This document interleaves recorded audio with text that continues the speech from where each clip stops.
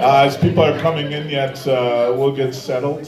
And a reminder, thanks to Ken for making the tapes, we were able to put them onto YouTube.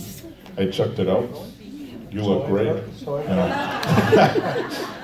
So, you know, if you missed this, or if you got somebody else that you would like to have see these sessions, they're on YouTube. So you can go to the church website. The directions are in the bulletin, but I think it was go to education under our website, and then there would be a link to the videos. And we could only put on, I think, 44 minutes, so each session is in 2 different locations, but they're real easy to hit on to. So that's, check the bulletin, and we'll record today, obviously, and then also next week.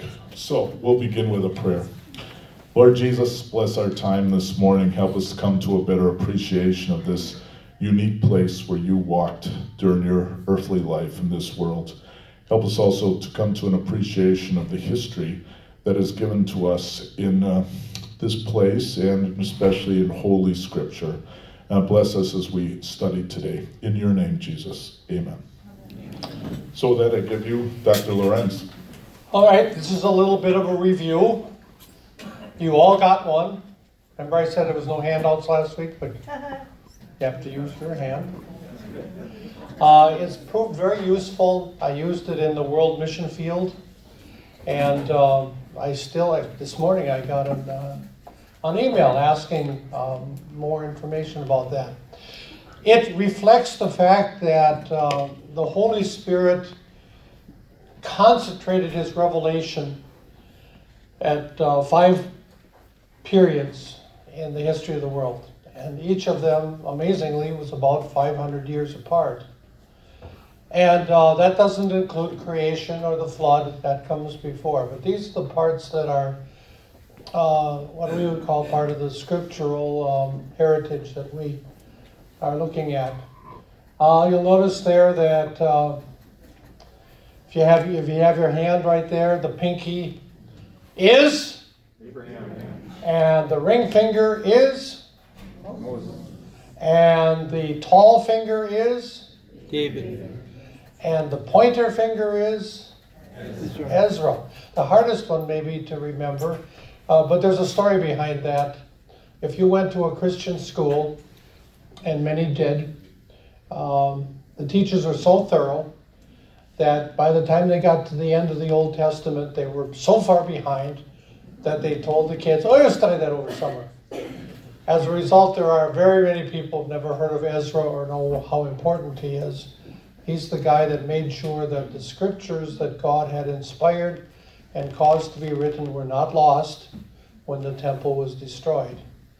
And he made sure that every community had a collection of scrolls, which we read about in the New Testament. It's called synagogue. Ever hear of that? And that's how people were able to read the Old Testament. All right, just today, these are the dates. Something that between the fingers you have where you might say, how did people worship God? How did God come to them so that they might know him? And you'll notice between the pinky and the ring finger, that's between Abraham and Moses, he came to them at altars, often built by the people themselves. Then between Moses and David, it was the tabernacle. It was a tent built for carrying in the wilderness, and then it was pitched in various cities of the Holy Land until David came, and he asked God permission to build a temple, and God says, you know, David, make sure you got the right attitude. I don't need one of those things, but you need a temple, and I will give you the one in your own body. Somebody coming from your own flesh will become, where 2 or 3 are gathered together in my name, there I am in the midst. And that's what we enjoy today. So that you get, finally, the second temple was between Ezra and Jesus, and then Jesus said, destroy this temple, and in 3 days I will build it again. He wasn't talking about a building. He was talking about himself. And so we are. Time and space change things a little bit, but when you study it, you find they all hang together. Next week, we will spend our time in Jerusalem, and we're going to use our hand again, like this. There you've got the map of Jerusalem at the time of Jesus. And we'll explain how we do that. Well, turn it around. Turn it around and it's a what?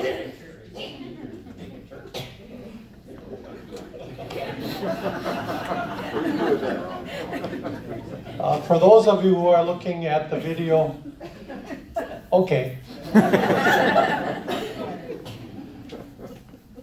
Now there we got that map that we started with the first week. Just a reminder that we have to have a little spatial relationship. The state of Wisconsin is quite large compared to the Holy Land. And today our focus will be on that deep ditch that makes the Holy Land distinctive. So that the Sea of Galilee is almost 500 feet below sea level, and the Dead Sea is over 1,900 plus feet below sea level, which makes the climates very diverse in the Promised Land. But today we're going to talk about that deep ditch. That's the one that goes from Dan in the north all the way down to the Dead Sea. So this would be like from Green Bay down to about the place where the interstate enters Illinois. It's not a long, but it's still a piece of real estate. Today we're going to zero in first on where you will be in day 3 on your trip. And that is in the northern part, in the Galilee area, Sea of Galilee, and up towards the sources of the Jordan. There are very high mountains here. The highest is called Mount Hermon, or Hermon. And all sources of the Jordan come from the sides of that mountain. You can ski there. Pastor, you got time? I might be a bit busy. So, this is amazing. You know, that between Green Bay and the boundary of Illinois and Wisconsin, you can go from where you can ski to where you can swim and float on top of water in the Dead Sea and not sink. It's amazing. And in between we have the Sea of Galilee and the Jordan River. These are all things from the information that was given to you. We started at a place called the Leonardo Hotel. I've been there. It's a nice hotel. By the way, I'll tell you too that your tour companies sometimes substitute because they try to keep their reservations full, and your group might be in another one, but it'll be a good one. You can see the Sea of Galilee. It doesn't look very big when you're there. The best comparison is that it's like a bowl with water at the bottom of the bowl. There are high hills or bluffs all around it, almost all around it. And because of that, wind can come down from Mount Hermon and from those high places and quickly hit the sea. And that's in the Bible you read about how there were storms on the Sea of Galilee. This is a little faint, but you'll experience this. There's going to be a haze in the air. It's part of evaporation. We're in a semi-tropical area of the world. And here you have the sea, if you can make that out. Here you have what's called the Golan Heights today. The Sea of Galilee actually had 3 areas, very ethnically different at the time of Jesus. The northern was Jewish. Across the sea was Gentile. And then the southwestern shore was where King Herod ruled and where there were Jewish scribes. We don't know that Jesus ever went to that part. He did go to the Gentile part. He did go to the part where the Jews lived. There is a very distinct high area called the Arbel. I don't know does your guide take you there? I doubt it. I don't think so. we used to walk out right to the end, and we had church service, and I told the people after service we're climbing down. And we did. There is a path that leads down the side of that thing. Former President Gergel of the Wisconsin Synod was my roommate, and I had my mother along, and he came to our room that night and he says, "Lorenz, you're an idiot." But we never lost a pilgrim. On that day, you will take, you'll drive up the lake to the northern side, and Capernaum, you know that from the New Testament. So it's the time of Jesus. This thing that looks like a flying saucer that's landed is a Roman Catholic church built over the archaeology below. And here's one place that I would say the archaeology is quite sound.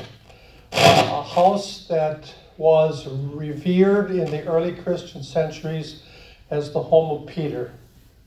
You know the story. He had a mother who had a fever, and Jesus healed her.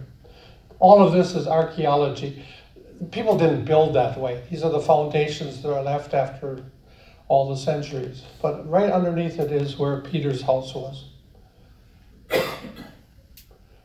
This is the way it would look before the flying saucer landed. I remember that. You could see it was an octagonal type of construction, which made it special. And this is an artist's reconstruction where you have the house church, formerly venerated as the room in St. Peter's house where he healed his mother. To the north of that is a synagogue, which is actually several centuries after Christ. It's very interesting. It's not complete. You see the pillars, the open courtyard. Men would sit on three sides, and we can't tell whether the women were in a segregated area according to tradition, and then they had something called the Bema, where they would read the scriptures. This is interesting, and I don't know if you'll get to Magdala at all, but if you don't, I'll tell you today that since my first trip there, this has been excavated, and it is the oldest synagogue excavated in the Holy Land. Magdala is part of Magdalene. Mary Magdalene came from this place. And if you look at this picture, this here isn't just a box or something to put your feet on. It's a little model of the temple in Jerusalem. Very interesting. Then you'll travel to a church. There are a lot of churches, starting with the first Christian emperor, Constantine. His mother, she went around and built churches wherever people told her something happened.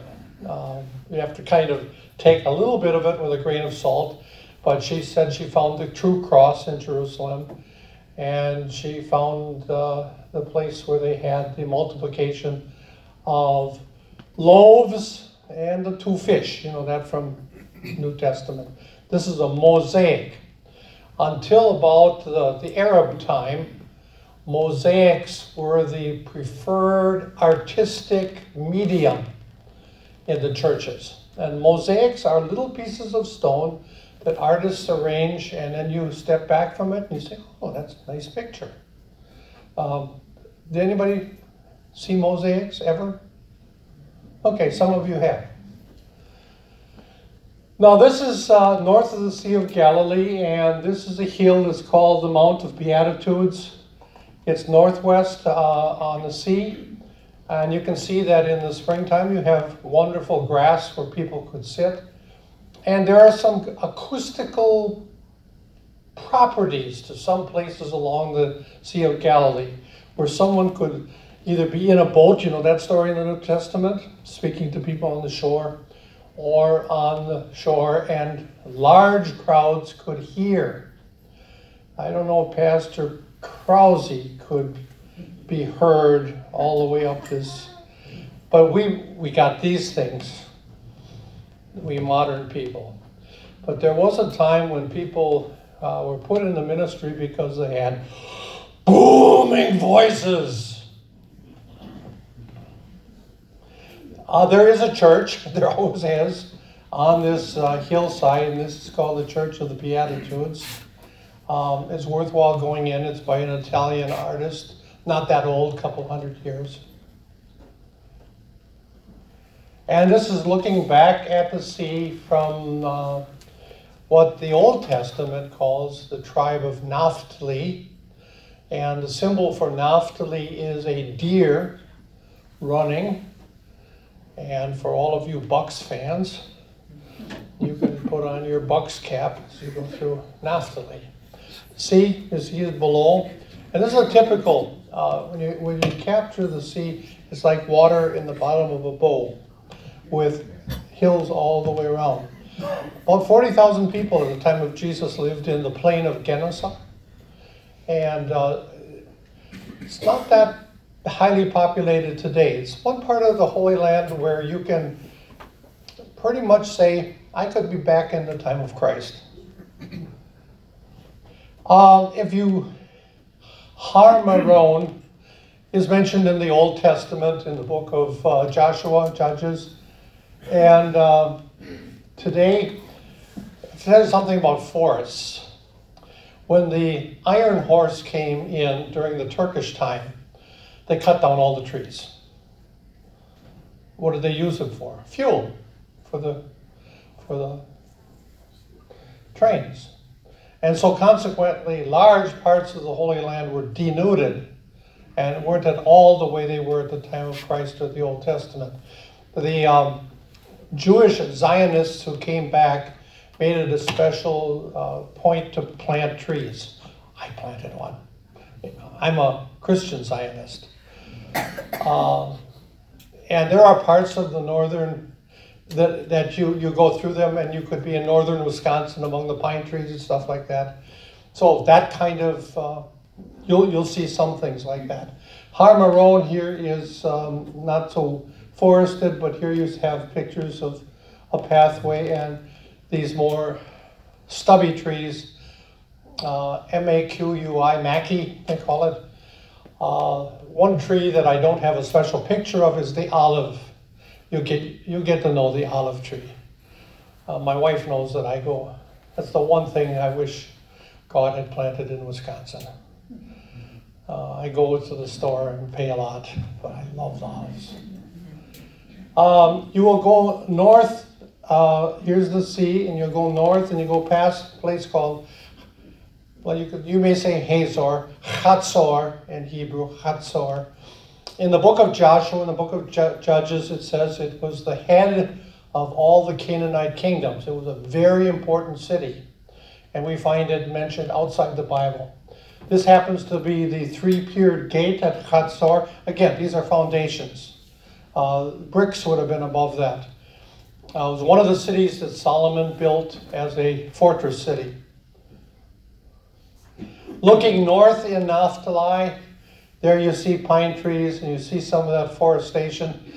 You could actually see the boundary between the Palestinian and his Israeli sections for many years because the trees stopped where the border was. And what did you have on the other side? Plastic bags and other stuff that people threw away. It's better now. It's better today. Upper Galilee, it's a good picture. You have a lot of that Mackey, that short brushy starts. You got these ravines, which would only have water during the rainy season. And you know that as opposed to Wisconsin, where you plant grain in the spring and you harvest in the fall. In the Holy Land, it's not that way. You plant in the fall and you harvest around Easter time. And there are only two seasons, the dry season and the rainy season. You will be there during the rainy season, and so probably take an umbrella along. In the summertime, you can always have a picnic because it'll never rain. Halfway up to the tribe of Dan is the Hule, which I don't think it's mentioned in the Bible, but yeah, it is. And it was a marsh. There's a little story there. The Jews tried to drain it, and about 35 years ago, the peat moss underneath caught fire, and it was an ecological disaster. So they've reflooded it now. The Hule Marsh. Not a place where you wanted to live, because in ancient times, when you had marshes, you had Mosquitoes. mosquitoes, and when you had mosquitoes, you had malaria. You got it. Now, there's the Hule Marsh as it was when the Jews brought it back as farmland, quite fertile. The heights of Naphtali, looking up from your bus, you'll notice that there's some pretty good elevations there. We're going up from the Sea of Galilee, up the Jordan River. Here's the Hule Marshes, and we're headed for Dan, which was a tribe that didn't particularly like what God had given them. So you can read about it in the book of Judges. They decided they would carve out their own little home, and they found a little city, and they killed all the inhabitants, and they settled down in Dan. Here's the way the Jordan looks in the northern part, like a rushing, going down from Mount Hermon, down below sea level. The Jordan covers a lot of territory. So in many places in the northern part, it is a rushing, tumbling river. This is in the Dan Nature Preserve, which is one of my favorite spots. Very green, a lot of water, and I know you're stopping there. That's well worth it. This happens to be the city of Dan, the archaeological remains, the city gate, where there is actually some indication that the monarch would take his seat and do judgment at the gate.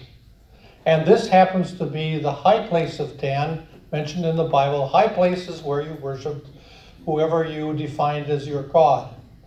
And the tribe of Dan is the first of the tribes to go over to idolatry. And I believe that's the reason that when the book of Revelation mentions the 12 tribes, guess which one is missing? Dan is not mentioned, but the two sons of Joseph are. All right.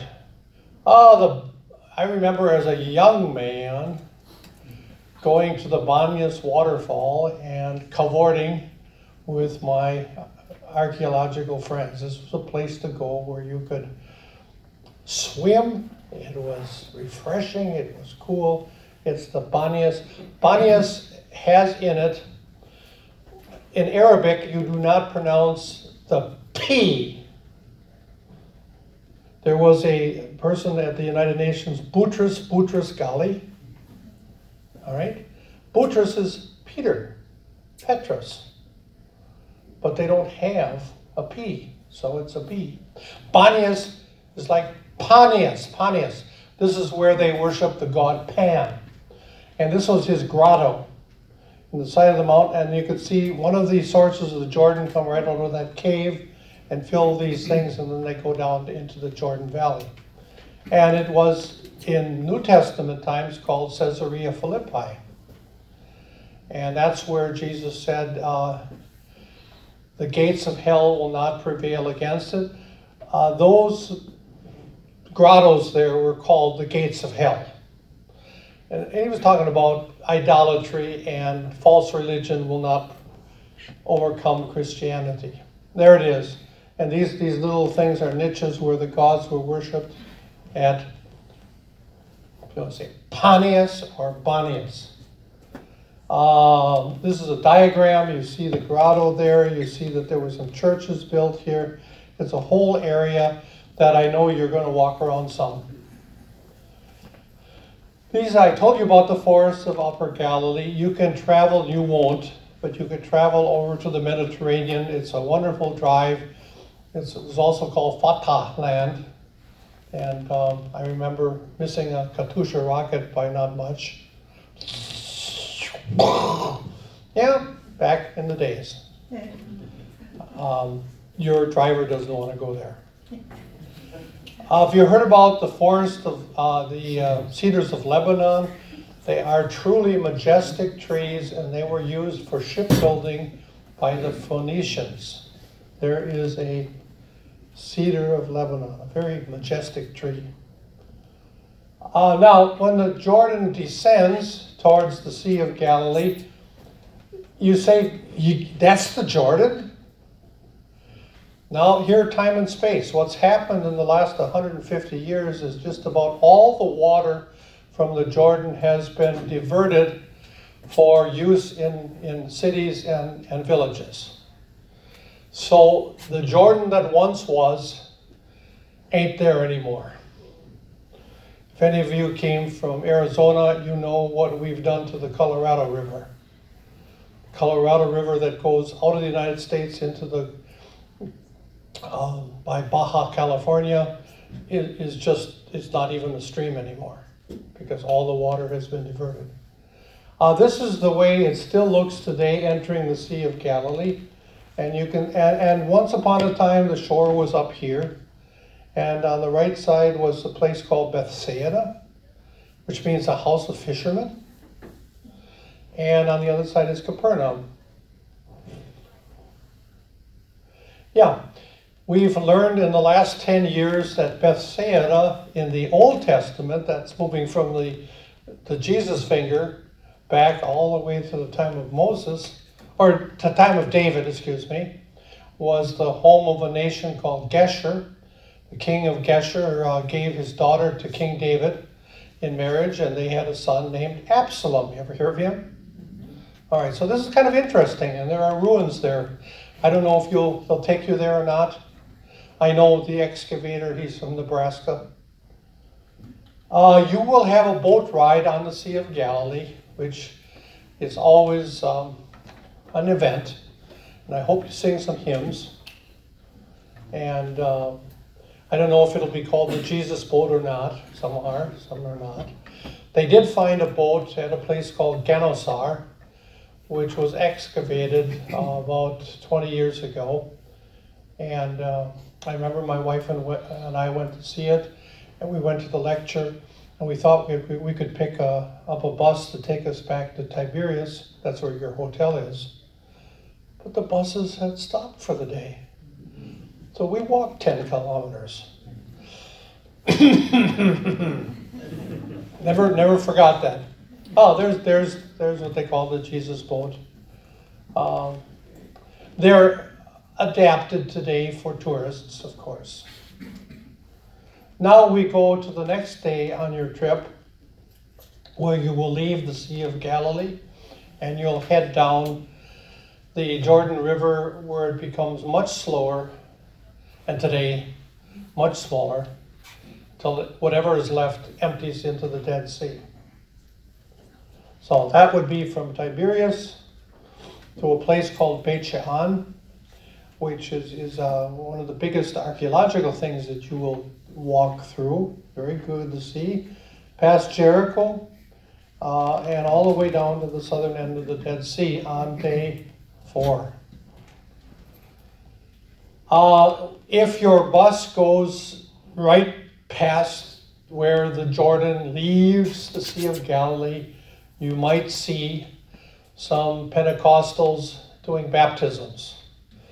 Was this a site of the baptisms in the New Testament? Arguable.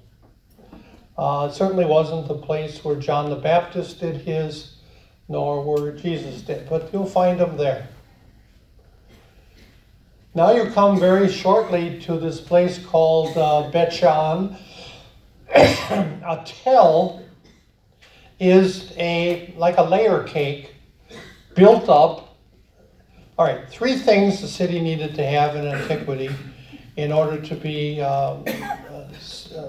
inhabited. You want to take a guess at what those 3 things were? Water. Yeah, people can't live without water. Oh yeah, it's a big one. Protection. Yes, you had to be able to see the thieves coming to try to rob your house and take over your town. Food? Nobody's got a grumbling stomach. Food? You had to have a source of food nearby. So when there was a site that had all three in abundance, they would tend to build, and if an enemy came and destroyed the city, they would level it out and they would build on top of it again, and again, and again. So it becomes like a layer cake. And those of us who were archaeologists, we would dig in reverse order from the modern time down to antiquity, which would be close to bedrock. Can you see how tall Beit She'an is? It's hard to tell, but here's the ground level, and you see it's quite a... What is Beit She'an in the Bible? Well, that's where King Saul had his body pinned to the wall by the Philistines, a body that was rescued by the people of Yavish from across the Jordan River, Jabesh. So this is the ancient Old Testament city from, well, if it's Saul, it's your middle finger. This is the city of Christ's time. We aren't ever told that Jesus went there. Beit She'an was one of the Decapolis. That's mentioned in the New Testament. Decapolis is a Greek word that means 10 cities. And Beit She'an was the only of the Decapolis on the west side of the Jordan. Quite a city. At the time of Jesus, it was actually called Scythopolis. Scythians. That mean anything to you? Those were the ancient people who lived on the steppes of Russia. And in the book of Jeremiah, we are told that the Scythians broke through from the Black Sea and they swept down into Israel and caused a lot of havoc. So the ancients knew about the Scythians. And for whatever reason, they called it Scythopolis at this time. The city of the Scyths. So, yeah. Now you're going to find, you're going to go up to the top of the Tell. It's not a terrible hike. And then below you will find a typical Greek city. Oh, here's the Decapolis that's mentioned in the New Testament. There were 10 cities and their environs that all the way from Philadelphia, which is modern Jordan, up to Damascus, way up in the northeast. And these are the cities that Jesus would have gone across the sea, where he met guys that were crazy, remember? Guy who couldn't wear clothes, and they would put chains on him and he would break loose from them. This was in the Decapolis. All right, you can see, this is what's left. Those pillars have been put up again because one of the things about living in the Jordan Valley is that it's like being in Southern California. The earthquakes can do you in, and they often did. There was an earthquake in around 300 after Christ, and there was a big one in 700 as the Arabs came and took over for the Muslims. This is the ancient Tell. You can see it here. Here's the city. This city had a really good sewer system.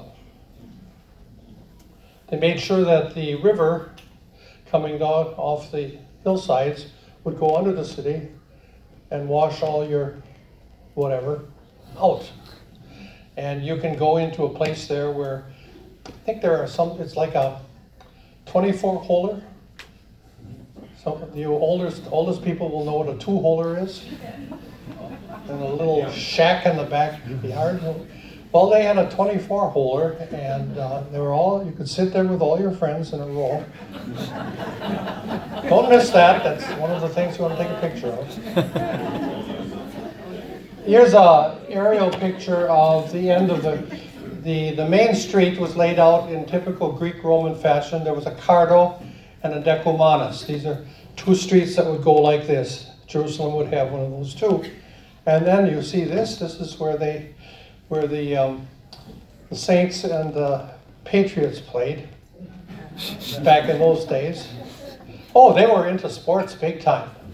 And this is a very good one, well preserved. You can go up to the very top and have one of your members, your pastor, whisper down at the bottom, and you can hear. They know how to do it. Here you see the higgledy-piggledy columns. This was from the 749 AD earthquake that pretty well decimated this city. And a lot of them were not put up again until modern times. Now, leaving Beit Shean, here again is the Jordan, not a terribly broad, smaller than the Milwaukee River for sure.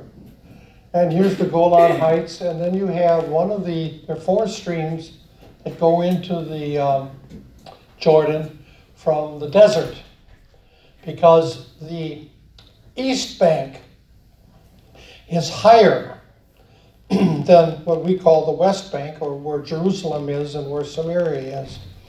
And clouds would go up the Jordan Valley, up the height, and they would drop rain on the top until it was empty, and then you have desert. But that strip of land over there, the Bible mentions, are the 2.5 tribes, Manasseh, Gad, and Reuben, and then also the Ammonites, the Moabites, the Edomites. You've heard of them. They all live up there in that high area. Always remember that. Most of the Old Testament happens on the west side of the Jordan, which is lower. And so the water goes up, drops water up to Jerusalem, and then there's no water on the other side. That's where you have the wilderness where Jesus was tempted. Hardly ever rains there, where the clouds just keep going and they get to the other side of the Jordan, and then they got to go up again and they drop rain. The story about Ruth, remember Ruth and her husband's family had to leave because there was, in the lower part, there was a famine, but there was rain on the higher part across the Jordan. We have to go back to old pictures. 1938, before they did all the diversion, you can see that the Jordan looks like the Mississippi on a map, and the darker part was called Zhor, Z-H-O-R, or sometimes translated the jungle of the Jordan. And the Jordan had hippopotami and crocodiles. So when the Bible mentions these animals, it was because they lived. There was a jungle in the Holy Land, not a place where you went. It's a little bit of all the places on the earth found in this little country. 1945, you can see the Jordan was at least a broader river than you'll see on your trip. And this area is called the Pride of the Jordan. Can you see the 2 leopards here? This is an actual picture taken right after the Second World War. Halfway down from the Sea of Galilee to the Dead Sea, you will go past something called the Wadi al-Farah, which is a valley. You ever have wadi? Wadi means water when it rains, but dry when it doesn't rain. That's what a wadi. In the West, they call them arroyos. Anybody from Arizona, Nevada? Okay. They're only full of water when it rains. And the Wadi Farah goes up to the old capital of the northern kingdom of Israel, which was then moved to Samaria by King Omri. This you won't miss. Wasn't mentioned in your itinerary, but as you're traveling down, you'll see this thing and you'll say, what, is that a volcano? No, that's one of the projects of King Herod. He built a handful of palaces and fortresses, mainly because he wasn't fully Jewish and he was worried about the desert tribes, called the Alexandrium after Alexander the Great. When you get to the oasis of Jericho, I don't know, were you going to stop at Tel El Sultan? Yeah. Okay. I'm not sure what we're doing in Jericho. Well, it's a problem because Yasser Arafat, do you ever hear of him? He declared that there was no Old Testament Jericho. And he hired some Italian archaeologists to prove it. So, and you'll get the propaganda if you go there. I knew some of the excavators of that particular place. It's an oasis. Jericho is set right in the middle of the desert. The southern end of the Jordan Valley is desert. And you can see the heights above it, called the Mount of Temptation, New Testament, where Jesus went into the wilderness and was tempted of the devil. All right, you'll see that. Here's the ancient city. It's not very big. This is the city. It's pretty mucked up by the archaeologists, some of whom didn't know what they were doing. Then you're going to go to Beth Abara, Qasr al-Yahud, which is Arabic for the place where the Judeans went over for baptisms. The last time I was there, it was very interesting because the Ethiopian Christians were there. And they wear day-glow. You know, your pastor may wear a colorful stole. Just imagine if he was decked out in day-glow. Ethiopians are very black, and it's beautiful. It's truly beautiful. Okay, finally you get to the Dead Sea, and you'll notice here, this is the western shore, and you'll notice that it is, the level of the sea is going down. 50 more years from now, they say the Dead Sea will only be a small pond unless they do something with it. And they're thinking about pumping water from the Red Sea up into this area. On the other side of the Jordan is the country of Moab, where Ruth grew up and where she married one of the believer's family. You will finally get to the southern end where Zohar is mentioned in the story. Here you got the pinky. Remember Abraham? He had this nephew named Lot. Lot wasn't too eager to leave Sodom, and he kept pleading. I think he was out of breath. And he says, do we really have to go up into the mountains? Why don't we go to this little place called Zohar? It's just a little bit. And the angel said, oh, all right, you can go to Zohar. And that is a place where you will spend the night unless they change the itinerary. And it's one of the places where you can put on your swimming suit, and unless you are really, really, really paranoid, do it. It'll be an experience like you've never had. Try not to cut your body before you go in the water. It stings. And do not turn turtle. Don't try to show off that you can swim underwater. I've had people go with me on tours who thought they could. Don't.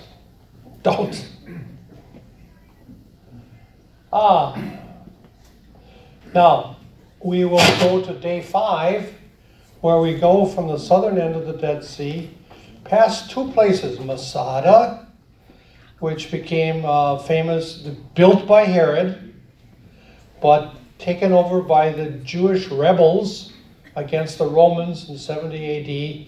They've made movies on television about it. It's quite a story. The story goes that when the Romans were ready to break through, they put their names on little pieces of potsherd. They found some of these. And there were 70 people. They took 7 who were to kill 10. And then out of that 7, 1 was selected to kill the 7, and so that the Romans did not capture or take over any of the Jews. That's the story. And the Israeli Defense Forces go up to Masada to take an oath of allegiance to the Israeli nation on Masada. When I was a young student, it was a big deal to go down to Masada and to see how fast you could walk up to the top. Those of you going on the trip will have a cable car. I think my record was 1 hour and 15 minutes. Yeah, and it is a walk. I'll show you. Oh, there you got kids frolicking. It looks like water. Doesn't feel like water. It feels like mineral salts, or mineral spirits. Mineral spirits. We use it for cleaning. Kind of oily and greasy. but it looks good.